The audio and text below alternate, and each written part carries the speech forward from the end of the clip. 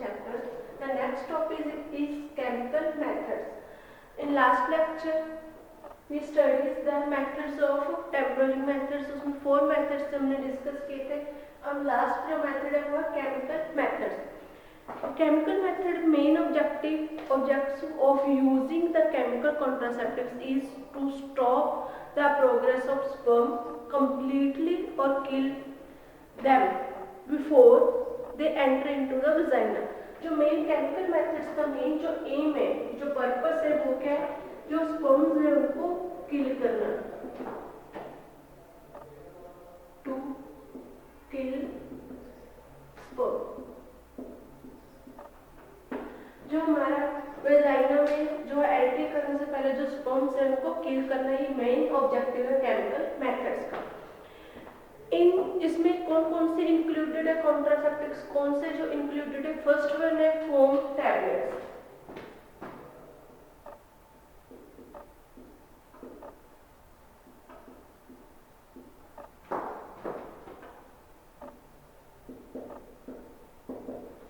First one है हमारे पास इसमें जो केमिकल मेथड है फोम टैबलेट्स. फोम टैबलेट्स में क्या है, these are the tablets which contain spermicidal agents. ठीक है, जो spermicidal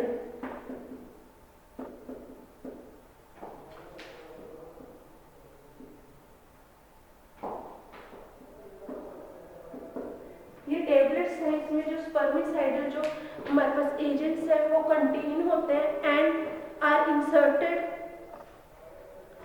deep in the vagina after moistening with water just 5 to 10 minute before the intercourse से 5 या 10 मिनट पहले हमें ये वेजाइना में जो टैबलेट्स है वो इंसर्ट करनी होती है. अब इसमें टर्म आ रहा है स्पर्मिसाइडल जो एजेंट्स है.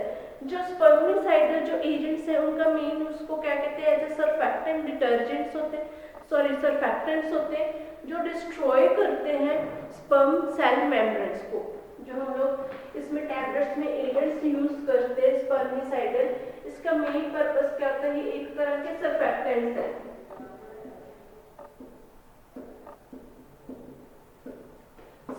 सरफेक्टेंट्स है जो हम लोग बेस में यूज करते हैं. ये क्या करते हैं, जो सरफेक्टेंट्स हैं जो स्पर्म्स है उनको किल कर देते हैं, इसलिए हम लोग स्पर्मिसाइडल इसको बोल देते हैं. ये जो हम tablets will come in contact with moisture, जब ये हमारे बॉडी में जाकर इंसर्ट कर लेंगे, डीप इंसर्ट कर लेंगे इनको वेजाइना में, देन ये हमारी बॉडी में जाकर क्या अपना जो है टैबलेट जो कांटेक्ट मॉइस्चर के कांटेक्ट में आकर जब कांटेक्ट में आते हैं present in vagina and produce a thick foam will be reduce the mobility and sperms and kill the sperm. Contact में आने के बाद फिर ये क्या करते हैं, फोम प्रोड्यूस कर लेते हैं. जब ये जो हमारे पास टैबलेट्स है contact with moisture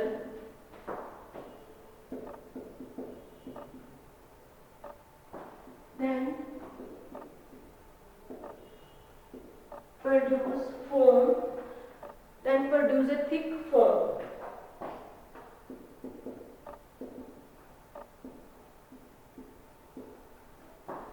Then kill sperm mobility.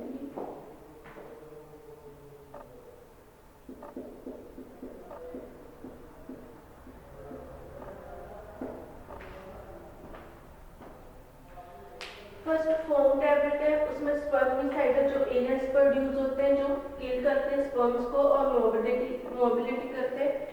ये क्या है, जब हम लोग इसे इंसर्ट करेंगे डीप वेजाइना में, ठीक है, उसमें ये मॉइस्चर के कांटेक्ट में आकर एक फोम प्रोड्यूस बना लेते हैं, थिक फोम. जो फोम उसका मेन पर्पस क्या है, जो अपनी बॉडी में ओवरीज में यूट्रस में जो स्पर्म्स हैं उनको एंटर नहीं करने देना, वो वहां पर ही जो है किल कर देते हैं स्पर्म्स को और उनकी मोबिलिटी की स्पर्म्स को खत्म कर देते हैं, जिससे जो प्रेगनेंसी है वो कंसीव नहीं होती.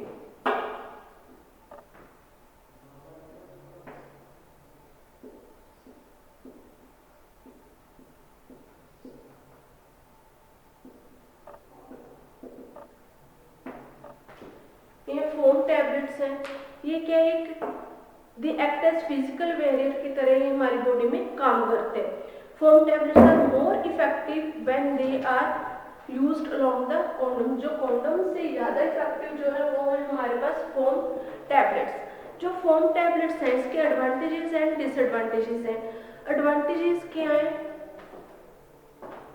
दे are easy to use, there are no side effect, no side effect produced in the body. Second, इसमें दोनों they do not interfere the sexual pleasure. Usually there are no side effect, no prior medical examination is necessary. ये इसके advantages है।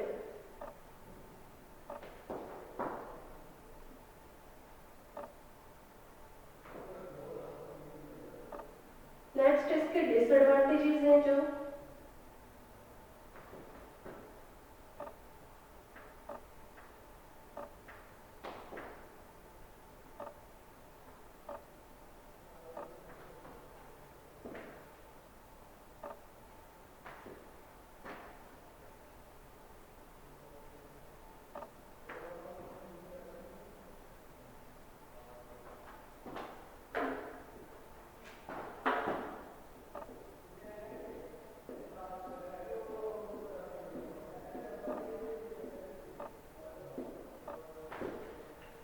जो foam tablets है उसके disadvantages हैं। It is not an effective contraceptive method but more effective using long with the condoms. Second है the side effect, like इसमें इससे क्या होता है, वेजाइना में इरिटेशन, बर्निंग सेंसेशंस होने लग जाती हैं।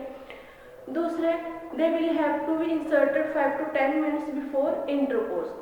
नेक्स्ट इसका जो साइड इफेक्ट है, deteriorate take place if they are not be stored properly. अगर हम प्रॉपरली स्टोर करके नहीं रखेंगे तो ये हमारे जो टैबलेट्स हैं वो डिटीरियोरेट हो जाती है। नेक्स्ट हमारे पास है contraceptives of cream and jellies.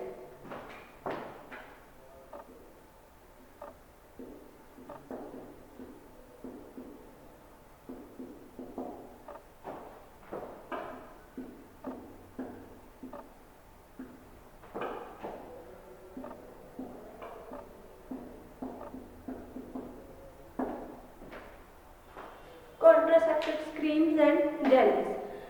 These are the chemical contraceptive methods are introduced into the vagina with the help of applicator. जो creams and jellies है ये हम लोग vagina में जो लोग यूज करते हैं किसकी हेल्प से? Using with the help of applicator.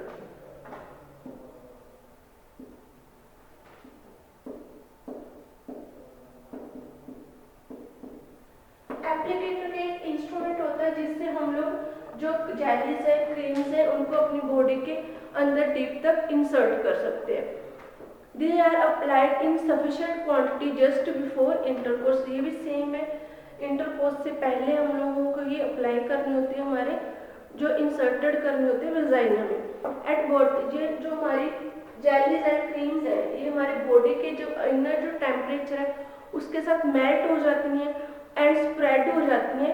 Spread होकर जो वेजाइना में अंदर हमारा एरिया उसके अंदर एक फिल्म थिन जो फिल्म्स हैं वो क्रिएट कर लेती हैं, उसको फिल्म की फॉर्म में वो कवर कर लेती हैं जिससे जो है केमिकल बैरियर बन जाता है। जो ये केमिकल बैरियर है ये क्या करता है, मीनिंग का पर्पस क्या है? सेम है डिस्ट्रॉय द स्पर्म।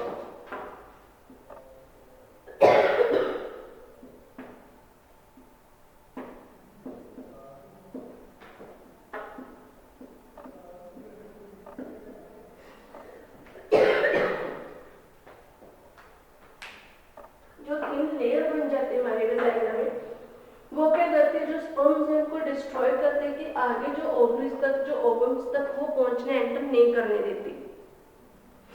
नाउअडेज अब जो है जो एरोसोल की फॉर्म में भी हमारे पास जो कॉमनली यूज्ड हो जाते हैं वो भी हमारे पास एरोसोल की फॉर्म में भी केमिकल जो क्रीम्स जेलीज हैं वो भी प्रेजेंट है। एरोसोल की फॉर्म में भी हमारे पास जो मेडिसिन हैं वो प्रेजेंट है। These cream jellies or aerosol forms are more effective than they are used in the combination with mechanical contraceptives. जो ये हमारे पास क्रीम्स और जेलीज हैं, ये बहुत ज़्यादा मोस्ट इफेक्टिव हो सकती है अगर हम लोग इनको मैकेनिकल मेथड जो है उसके साथ इसको कॉम्बिनेशन में यूज़ करें। जैसे मैकेनिकल मेथड में हम लोगों ने स्टडी किया था कॉन्डम, डायफ्रागम, IUDs। इसके जो एडवांटेजेस क्या क्या है, फर्स्ट वन है it is easy to use.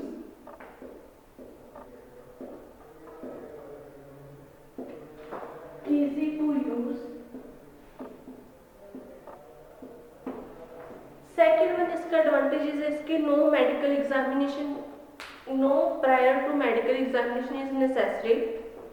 Third है हमारे पास they prove more effective when used along with the निरोध and diaphragm। इसका अगर हम लोग कोंडम, निरोध और डायफ्रागम के साथ हम इसको यूज करें क्रीम्स और गैजेट्स को, तो इसका जो है इफेक्टिव वो ज़्यादा इफेक्टिव हो जाता है, मोर इफेक्टिव हो जाता है इसका यूज। डिसएडवांटेजेस क्या है इसमें, दे आर फर्स्ट वन है जो disadvantages, when used they may not be very effective, they can be prove ineffective to use of insufficient quantity। अगर हम लोग जो है इसको इनसफिशिएंट क्वांटिटी में यूज करेंगे तो इसका जो है इफेक्ट वो नहीं होता हमारे बॉडी में। जो वो इनसफिशिएंट क्वांटिटी है वो जो है डिस्ट्रॉय नहीं कर पाती स्पर्म्स को। दूसरा, if 1 hour is lapsed from the time of application to the time of the intercourse there may be risk of pregnancy। अगर हम लोग इसमें जो क्रीम अप्लाई कर लेते तो उसमें जो है इंटरकोर्स में जो 1 आवर्स का टाइम लग जाता है, जो है वो टाइम कंज्यूम कहीं और हो जाता है, तो उससे क्या होता है जो चांसेस है प्रेगनेंसी के वो इंक्रीज हो जाते हैं। Side effect local irritation, soreness in vagina.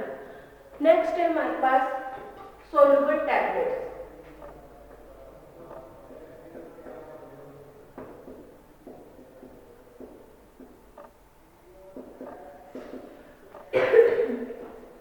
Soluble tablets में क्या है, ये भी सेम, इसमें भी हम लोग स्पर्मिसाइडल जो एजेंट्स है वो यूज करते हैं, कंटेन करते हैं।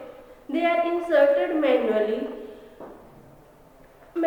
High up in the vagina 5 minute before intercourse. इसका भी टाइमिंग क्या है, 5 मिनट जो है वो बिफोर हमने इंसर्ट करेंगे इन द वेजाइना में। And the body temperature tablet, जो बॉडी टेम्परेचर से जो हमारी टैबलेट है वो मेल्ट हो जाएगी, सोल्यूशन फॉर्म में वो आ जाती है, ठीक है, और उसमें जो है वो रिलीज कर देती है, जो स्पर्मिसाइडल एजेंट्स हैं वो रिलीज होने लग जाते हैं on the mouth of the uterus, जिससे जो हमारे स्पर्म्स हैं वो किल हो जाते हैं, डिस्ट्रॉय हो जाते हैं। नेक्स्ट है हमारा, ये था हमारे टेम्पररी मेथड्स जो हमने डिस्कस किए। नेक्स्ट हम लोग डिस्कस करेंगे परमानेंट मेथड्स।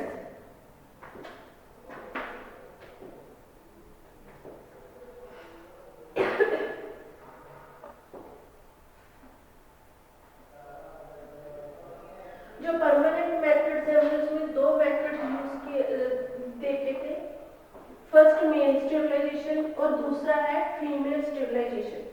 अब मेल स्टेरिलाइजेशन में है वेस्टोटोमी एंड फीमेल जो स्टेरिलाइजेशन है उसमें हम लोग यूज करते हैं ट्यूबेक्टोमी।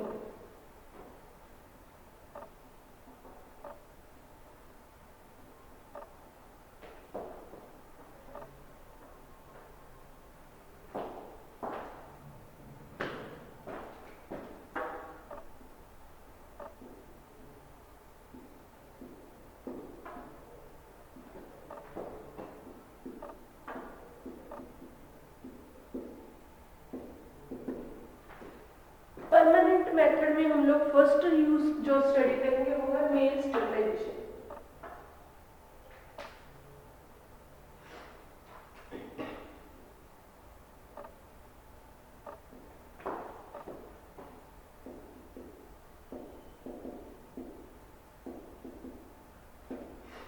मेल स्टेरिलाइजेशन में हमारा जो फर्स्ट जो मेथड है वो है वेस्टोटोमी।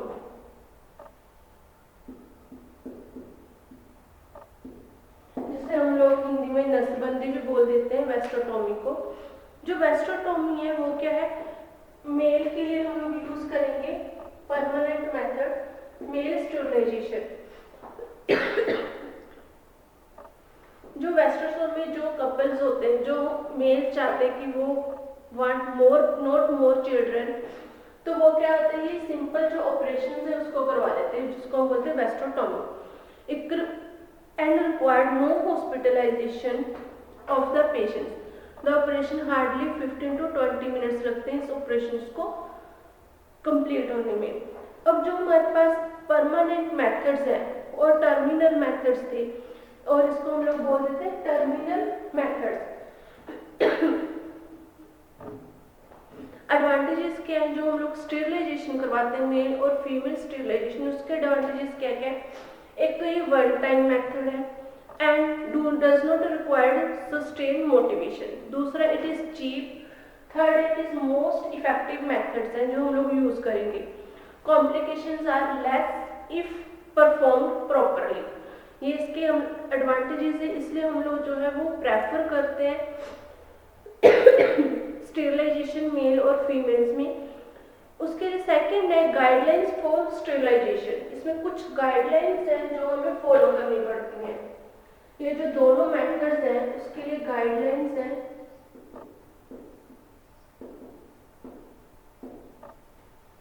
जो गाइडलाइंस हैं वो कौन कौन सी, एक तो फर्स्ट वन इसमें the age of husband should also between 25 to 50 years. जो हस्बैंड की एज है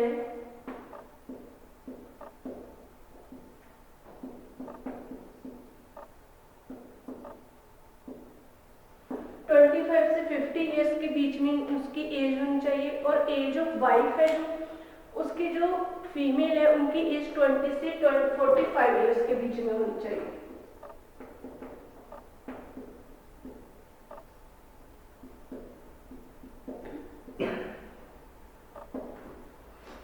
थर्ड है, जो हमारे पास कपल है उनके 2 लिविंग चिल्ड्रंस होने चाहिए। फिर ये जो है हमारा जो वेस्टोटॉमी जो ऑपरेशन जो भी हमारा परमानेंट मेथड्स है वो हम कर सकते हैं। थर्ड है, lower limit of age of wife and husband can be relaxed if the couple has 3 or more living children. अगर इससे कम एज के हस्बैंड और वाइफ्स हैं बट उनके 3 चिल्ड्रन, 3 या 3 से ज्यादा बच्चे हैं, तो वो भी ये वाले जो है ऑपरेशन है परमानेंट मेथड्स है उनको यूज कर सकते हैं। अब इसमें हम लोग फर्स्ट करेंगे जो है मेल स्टेरिलाइजेशन वेस्टोटॉमी। इसमें क्या होता है, जो हमारे जो हस्बैंड वाइफ्स हैं जो नहीं चाहते कि हमें कोई और बच्चे जो चिल्ड्रंस हैं हो, तो उसके लिए ये लोग क्या करवाते हैं, वो परमानेंट जो मेथड्स है वो करवा लेते हैं। परमानेंटली जो ऑपरेशन है वो करवा देते हैं, जिससे जो होता है कि जो वो जो सेक्सुअल प्लेजर है उनको इंजॉय कर सके। ये ना ही इसमें कोई हॉस्पिटलाइजेशन में हॉस्पिटल में एडमिट नहीं होना, सिर्फ ये क्या जो प्रोसेस है 15 से 20 मिनट का है। 15 से 20 मिनट के बीच में जो ऑपरेशन है वो हो जाता है वेस्टोटॉमी। इसमें क्या होता है, the operation is done from, इसमें जब लोग ऑपरेट करते हैं तो उससे पहले लोकल एनेस्थीसिया देते हैं, during which small cut equal to the size of grain. जो कट्स लगाने से पहले क्या पेशेंट को लोकल एनेस्थीसिया दिया जाता है। And weight is given on the both side of main septum. जो दोनों साइड जो हमारे मेल्स के वास जो डिफरेंसेस होते हैं, जो ट्यूब्स होती हैं, जो वास डिफरेंसेस होते हैं उनमें दोनों साइड क्या कट दिया जाता है स्मॉल टाइप से, जिससे जो है स्पर्म्स है वो आगे जो वो फ्लो नहीं कर पाते, एंटर नहीं हो पाते। जैसे ये डायग्राम में जैसे हम लोग देखें,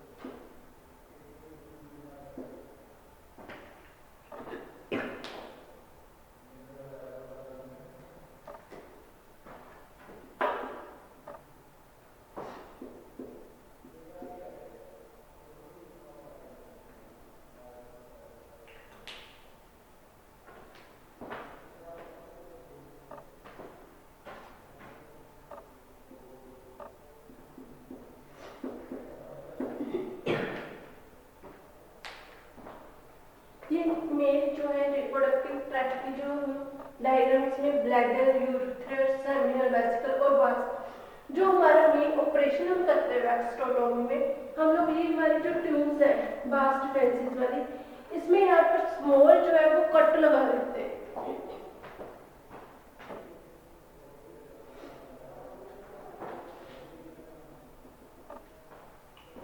यहाँ पर स्मॉल टाइप से यहाँ पर हम लोग कट लगा देंगे।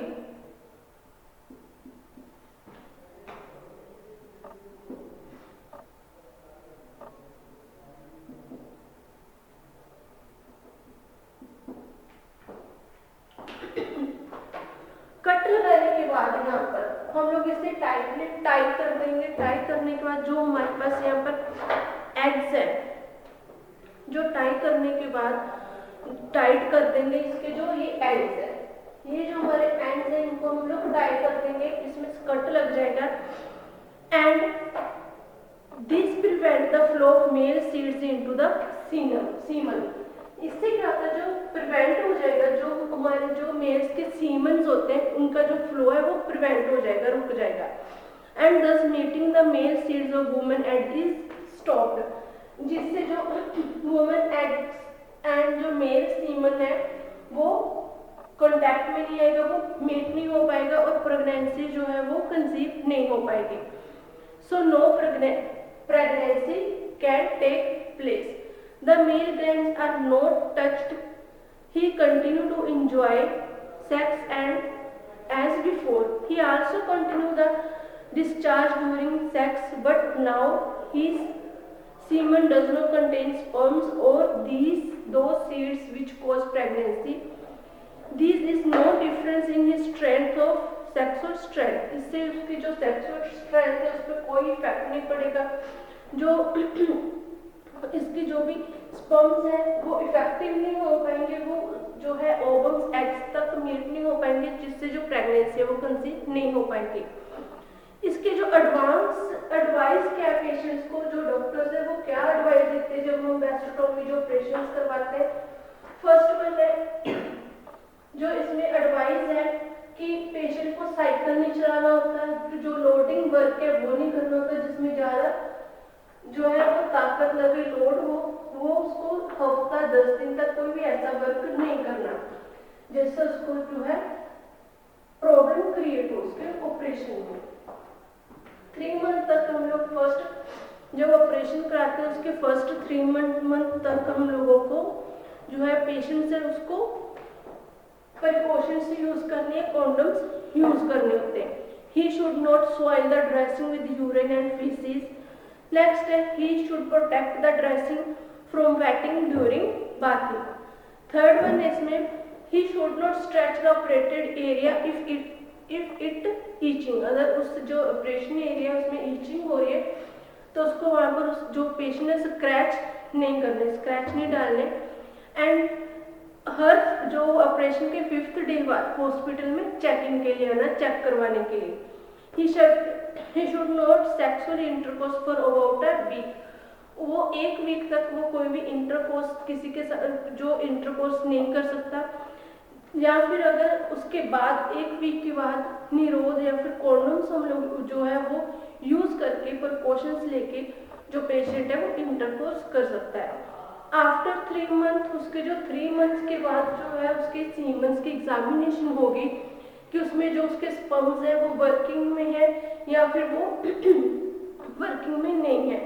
उसके बाद अगर उसके जो स्पर्म्स है वर्किंग में नहीं है फिर तो वो ऑपरेशन क्या सक्सेसफुल है।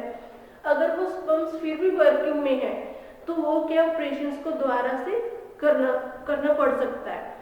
एडवांटेजेस क्या है इसकी, it is simple, safe and effective methods. Second, it is required it does not require hospitalization. Third, it does not interfere with the sexual pleasure. And last, after the initial 3 months following the operation, no further action is required to prevent conception. Disadvantages क्या क्या है? First one है it is irreversible method. But in some cases surgical recanalization have been successful. अगर उसमें जो हम test लेते हैं 3 मंथ के बाद अगर उसमें जो स्पर्म वर्किंग में है तो वो हम जो ऑपरेशन से द्वारा भी करना पड़ सकता है पेशेंट के, इसलिए ये इसका डिसएडवांटेजेस है। Second, Nirod will have to be used during the first 3 months after operation until the semen test confirm the absence of sperm. First 3 month तक जो हमें प्रपोर्शन जो मेल्स है उनको यूज करनी चाहिए। जब वो 3 मंथ में जो टेस्ट है वो कंफर्म हो जाएगा कि स्पर्म वर्किंग में नहीं है, उसके बाद हमें जो है वो उसके बाद हम लोग प्रिकॉशन यूज नहीं कर सकते। ये था हमारा first method, permanent method male sterilisation. जो नेक्स्ट मेथड है फीमेल स्टेरिलाइजेशन, वो हम लोग नेक्स्ट लेक्चर में कंटिन्यू करेंगे। ये टॉपिक हमारा यहीं पर फिनिश हो गया। Thank you.